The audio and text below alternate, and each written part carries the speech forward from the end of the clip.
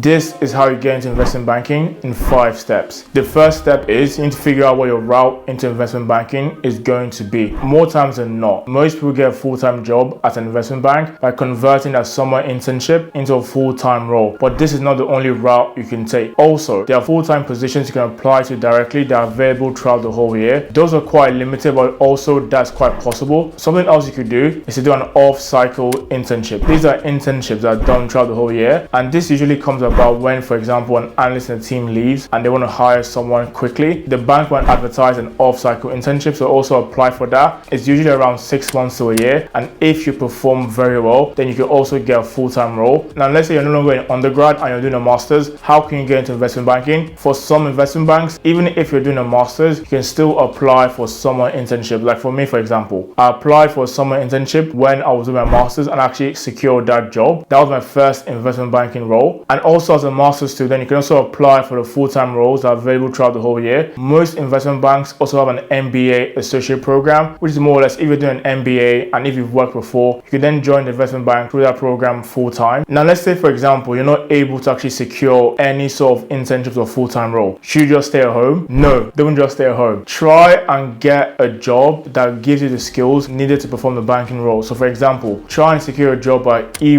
KPMG, or commercial bank, an asset manager. The whole point here is to try and secure a job that will enable you to actually leverage the skills you're getting from that job and then be able to apply for a full-time position in a year or in 2 years or whenever that full-time position pops up. By doing this, you're still able to increase your chances of landing a job at an investment bank. The next thing you have to do is apply early and apply everywhere. You literally have to apply very early. And what hinders most people from applying early, they need to always update the CV to the specific role they want to apply to. This is what you should do. If you want to work in banking and finance as an undergrad student, you should be indifferent about the role. Make different templates for different job specifications. So for example, if you want to be very specific, have an equities sales and trading job template, have a SEM sales and trading job template, that's sales and trading. Also have a debt capital market template for your CV, have an M&A template for your CV, have an asset management template, have a wholesale credit template. The whole point here is to have different templates ready to go once you see the job, because I'm literally telling you, those 10 minutes you spend trying to alter your CV could be the difference between your CV being seen by HR and your CV just being put at the bottom with everyone else. Make sure you apply early by having different templates available. Also, a video will be coming out soon about me explaining the best way to structure a cover letter. For a cover letter similar to CV, 1 page and straight to the point. Go watch that video. It's going to explain how to write a cover letter in depth. And if you're not able to figure out all of this by yourself, drop me a DM or go on my bio and click on Linktree. I offer one-to-one consultations, and literally I've helped dozens of people land jobs at banks. Interview prep, CV check. Click the link in my bio and let's work together. The next thing you should do is network effectively. This is how most people network. They just send a very lazy message to someone on LinkedIn because they work for Goldman Sachs. So they'll be like, hey Emeka, you're for Goldman Sachs, you're a banker, how do you get into banking? Do not ask me what my route into banking was, because more times than not, yours will be different. The whole point of networking is to try and find some specific insight about my role or about what I'm doing at my role. So for example, it could be you're trying to interview for a fintech IBD role. What should you ask? You could be like, hey Emeka, Revolut's banking license got denied. What do you think about that? And then I could reply and give you some insight from my point of view. And if you're able to bring up that during the interview and say, hey, I spoke to Emeka, he said this about Revolut. While I agree on some points, I disagree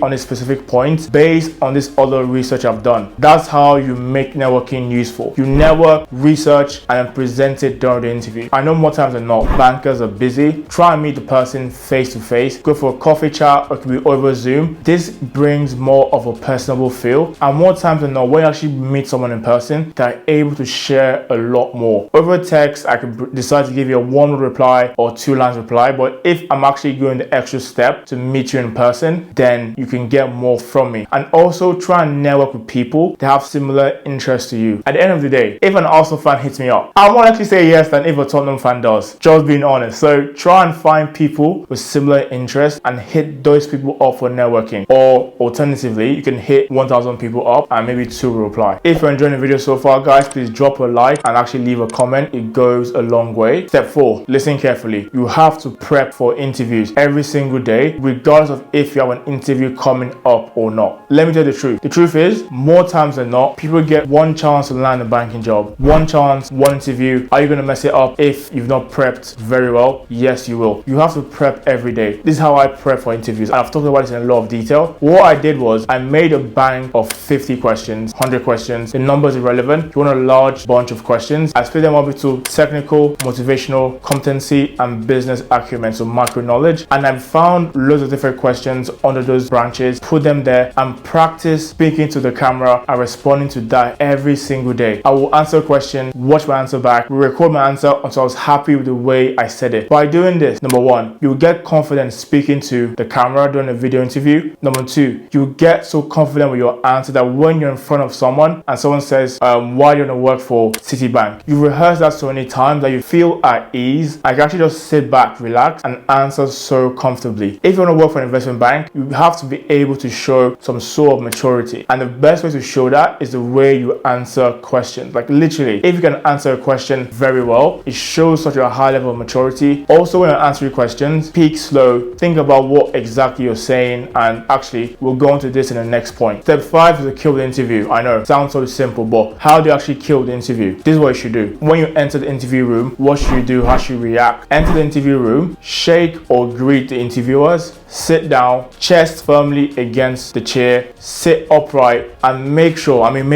you maintain eye contact with the interviewer at all times. If there's two people, it might be a lot harder, but make sure sometimes you're looking there, you're also looking there. If you're able to make sure that both people feel like they're in the conversation, it goes a long way. And also, when you hear a question, if they ask you, why do you want to work for Goldman Sachs? Hear the question, let the person finish speaking, think about your answer, 1 second, and then reply. When you're replying, try not to rush your answer, because if you rush your answer, no one actually heard what you said. You might say, oh, okay, that makes sense, but honestly, they didn't hear what you said, and they're probably going to be like, this person rushes the answers, we don't want that. Also, even if you know the answer to the question, if there's something as simple as, how do you calculate profit, which is revenue minus expenses, if it's something that simple, always take a second to pause and then reply. It shows a high level of maturity. And the reason I like doing that is because I remember when I was interviewing for a role, and the reason I go into the habit of always pausing before I reply, because when you actually don't know the answer to a question, if you're in the habit of replying straight away, you look a lot more flustered. So if someone asks you a question, you have no idea, stay calm, pause, and then try and reply. Give it a shot. Well, because you've stayed calm, although your answer might be wrong, the way you delivered it comes across very well, and it's still a bonus point. Also, if you don't know the answer to a question, be honest and say, hey Emeka, I've not looked at this before, but I would like to learn the answer. How does it actually work? And then allow the interviewer to try and explain it to you, and then after that, be like, oh, that makes sense, and maybe actually try and contribute to the answer or provide a different perspective. There's nothing wrong with not knowing the answer to a question, because at the end of the day, you're an undergrad, those people have 10 years experience, they know more than you. But the point should be that if you don't know the answer to a question, ask them for the answer and try and provide some feedback or contribution after they say the answer. Well, obviously, you should do this just once during the interview, maybe max 2 times, because if you know the answer to more than 2 questions, then why are you really in the interview?